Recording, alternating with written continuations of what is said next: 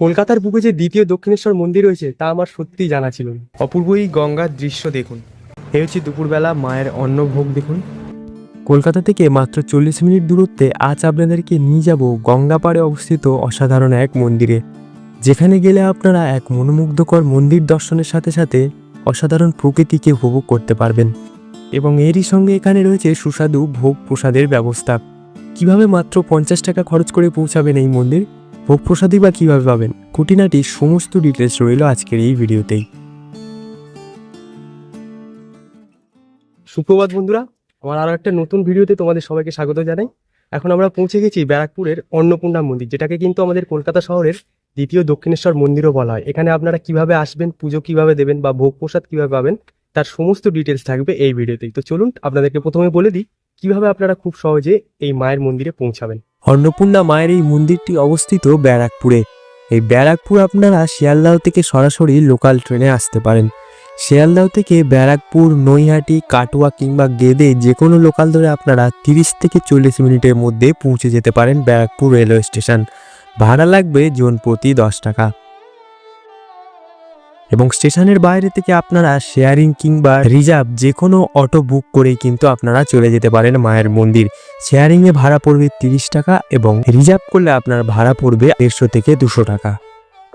আপনারা শিয়ালদা থেকে ব্যারাকপুরগামী যে কোনো লোকাল ধরে ব্যারাকপুরে নামবেন এবং সেখান থেকে আপনারা কিন্তু দুটোভাবে আসতে পারেন। একটা শেয়ার অটোতে আসতে পারেন অথবা আপনারা রিজার্ভ অটোতে আসতে পারেন। শেয়ার অটোতে আসলে সেক্ষেত্রে আপনাদেরকে ব্যারাকপুর স্টেশন থেকে বেরিয়ে গান্ধীঘাটের অটো ধরতে হবে। গান্ধীঘাটে নামলে 10 টাকা ভাড়া নেবে। ওখান থেকে হেঁটে আপনারা 5 থেকে 7 মিনিটে মায়ের মন্দিরে পৌঁছে যাবেন। অথবা আপনারা দ্বিতীয়ভাবে আসতে পারেন, ব্যারাকপুর থেকে কিন্তু অটো রিজার্ভ করে আসতে পারেন। সেক্ষেত্রে 150 থেকে 200 টাকা খরচ পড়বে। মন্দিরের প্রবেশের সম্মুখে রয়েছে একখানা বড় সিংহদ্বার। যে সিংহদ্বার একেবারে ওপরে রয়েছে একটি সিংহ এবং তার ঠিক নিচে রূপালী কালারের ওয়ার্ডে লেখা রয়েছে মন্দির প্রতিষ্ঠার সাল। যে সাল দেখে অনুমান করাই যায় মন্দিরের বয়স প্রায় 150 বছরের পুরনো। এবং এই সিংহদুয়ারকে পেছনে পেলে কিছুটা এগিয়ে এলে সামনেই আপনারা দেখতে পাবেন মায়ের মন্দিরের মূল গর্ভগৃহ এবং ঠিক তার সামনেই রয়েছে সুবিশাল এক নাট মন্দির।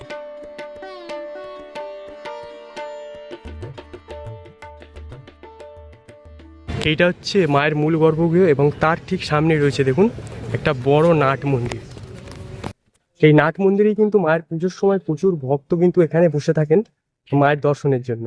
তো একদম মায়ের মূল গর্ভগৃহের পাশেই রয়েছে কিন্তু মায়ের নাট মন্দির। আর তার ঠিক এই সামনে রয়েছে দেখুন এই মন্দিরের প্রতিষ্ঠাতা জগদম্বা দেবী।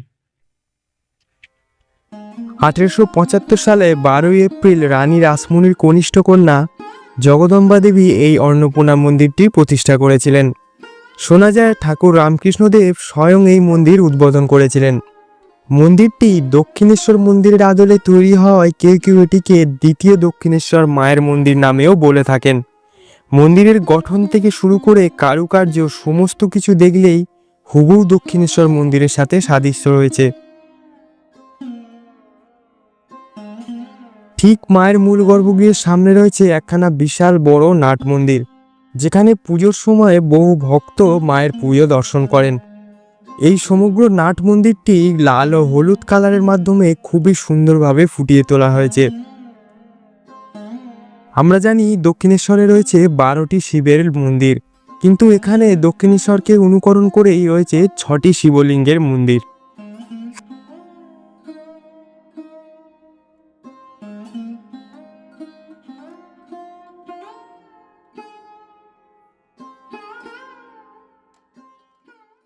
চলুন এবার আপনাদেরকে বলে দিই এই মন্দির কখন খোলা থাকে আর কিভাবে পুজো দিতে পারবেন। এই মন্দির খোলা থাকে সকাল 5টা থেকে দুপুর 1:30টা পর্যন্ত, আরও বিকাল 4টে থেকে রাত 8টা পর্যন্ত খোলা থাকে। এই টাইমের ভিতরে কিন্তু আপনারা পুজো দিতে পারবেন। আর পুজোর ডালা আপনারা মন্দিরের বাইরে দোকান রয়েছে সেখান থেকেও নিয়ে নিতে পারেন। সর্বনিম্ন 80 টাকা থেকে ডালা পেয়ে যাবেন ফুল সমেত। আর সেকেন্ড হচ্ছে আপনারা কিন্তু বাড়ি থেকেও এই পুজো কিনে নিয়ে এসে মায়ের মন্দিরে পুজো দিতে পারেন।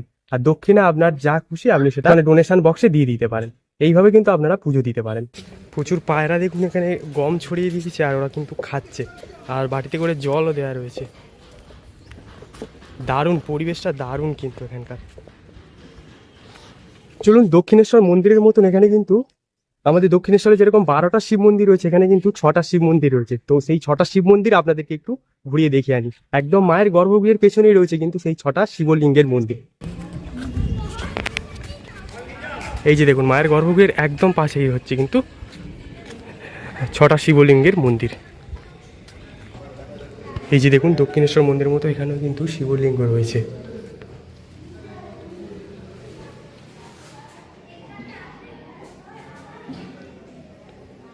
আর প্রতিটা শিবলিঙ্গের কিন্তু দেখুন নাম দেওয়া রয়েছে। এটা যেরকম হচ্ছে শ্রী শ্রী কল্যাণেশ্বর। মন্দিরে আসলে কিন্তু আপনারা একই সঙ্গে মা অন্নপূর্ণার দর্শনের সঙ্গে মহাদেবেরও দর্শন পাবেন, কারণ অন্নপূর্ণা আর হচ্ছে মহাদেব কিন্তু আলাদা হন না কখনো। অর্থাৎ এখানে কিন্তু অন্নপূর্ণা মহাদেব একসঙ্গে দর্শন করতে পারে। ঠিক এই শিব মন্দিরের পাশেই দেখুন আরও একখানা শিব মন্দির রয়েছে, যার নাম হচ্ছে শ্রী শ্রী কাম্বেশ্বর মহাদেব।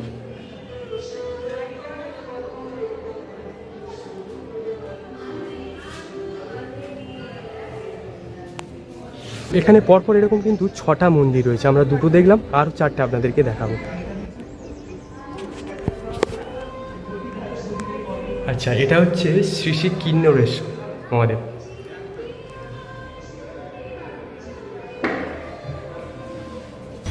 এই যে অপর প্রান্তে রয়েছে দেখুন আরও 3টে শিবলিঙ্গের মন্দির। এই শিবলিঙ্গের নাম হচ্ছে শ্রী শ্রী কেদারেশ্বর।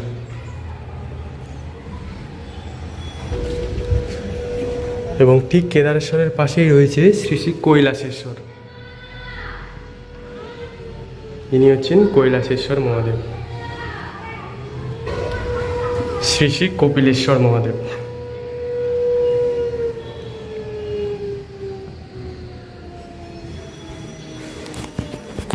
মানে আমাদের দক্ষিণেশ্বর মন্দিরে যে 12টা শিবলিঙ্গ রয়েছে, এখানে কিন্তু 12টা নেই, এখানে 6টা রয়েছে। শোনা যাচ্ছে যে জায়গার অভাবে আরও কিন্তু 6টা শিবলিঙ্গের মন্দির এখানে করতে পারা যায়নি। তবে কিন্তু দ্বিতীয় দক্ষিণেশ্বর হিসেবে মন্দিরটা কিন্তু দারুণ লাগবে। সপ্তাহে একটা দিন অবশ্যই ঘুরে যান, অসাধারণ লাগবে। কিন্তু মন্দিরের পরিবেশ দারুণ লাগবে। দেখুন চারিদিকে সবুজ, সেই সঙ্গে মায়ের মন্দির।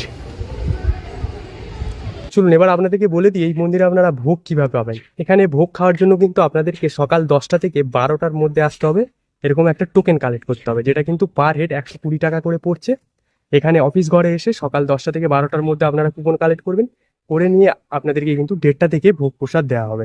অর্থাৎ এই মন্দিরে কিন্তু আপনারা ভোগ প্রসাদ পেয়ে যাবেন। তার জন্য এরকম একটা টোকেন কালেক্ট করে নিতে হবে, যেটার সময় হচ্ছে কিন্তু সকাল 10টা থেকে দুপুর 12টা পর্যন্ত। আর এখানে রয়েছে দেখুন মা মনসার মন্দির। বাহ, ভীষণ সুন্দর লাগছে মাকে। লাল শাড়ি পরানো রয়েছে। এই হচ্ছে মায়ের ঘট, এই হচ্ছে মায়ের রূপ, ভীষণ সুন্দর লাগছে।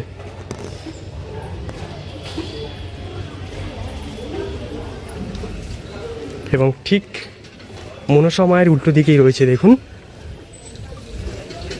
হনুমানজির মন্দির। জয় বজরংবলী। বাহ, ছোট্ট মন্দির, বেশ সুন্দর।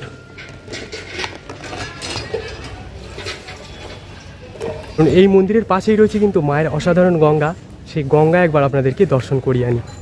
একেবারে কিন্তু দেখুন এই মন্দির, আর এই মন্দির থেকে সোজা বেরোলেই কিন্তু মায়ের গঙ্গা।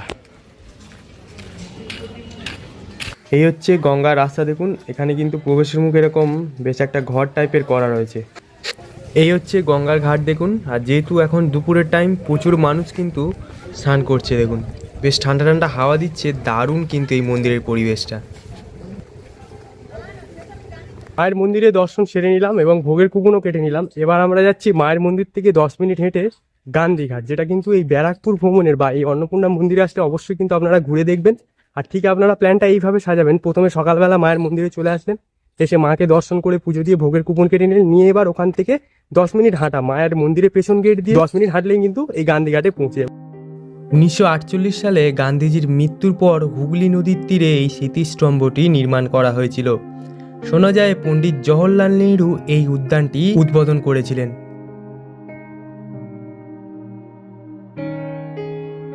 বিকালের সময় এই মনোরম পরিবেশে বসে বেশ খানিকটা সময় আরামসে কাটিয়ে দেওয়া যায়।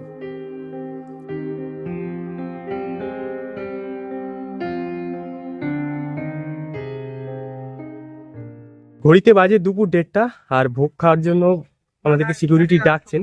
চলুন ভোগের সমস্ত ডিটেলস আপনাদেরকে দেখিয়ে দিই। এই যে দেখুন দুপুর 1:30টার সময় মায়ের ভোগ যাচ্ছে, আর এই ভোগ যাওয়ার পরেই কিন্তু তবেই ভক্তরা প্রসাদ গ্রহণ করতে পারবেন। একজন সামনে দেখুন গঙ্গা জল ছড়িয়ে ছড়িয়ে যাচ্ছেন, আর তার পেছন পেছন কিন্তু দেখুন এই মায়ের ভোগ যাচ্ছে।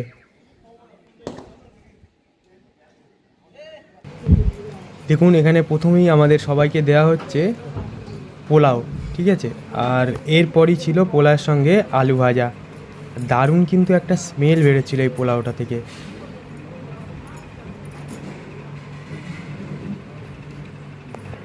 এই পোলাও চলে যাওয়ার পর এলো সাদা ভাত, এবং তারই সঙ্গে দিল একটা আলু পেঁপে দিয়ে একটা মিক্স ভেজ টাইপের ছোলা টোলা দিয়ে, আর তার সঙ্গে ছিল ভেজ ডাল। অসাধারণ কিন্তু স্বাদ এই প্রসাদের, সত্যি।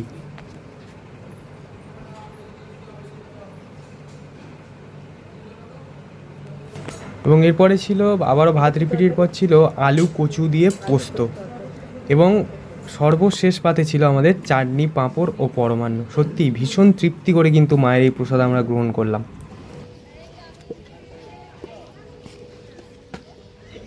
এইমাত্র মায়ের ভোগ প্রসাদ গ্রহণ করে বেরালাম, সত্যি অসাধারণ লাগলো। আপনারা অবশ্যই একটা দিন ঘুরে যান। ভালো লাগলে ভিডিওটা অবশ্যই লাইক, শেয়ার এন্ড সাবস্ক্রাইব করতে ভুলবেন না। আবারও দেখা হবে নতুন কোনো টপিকে। Till then, tata.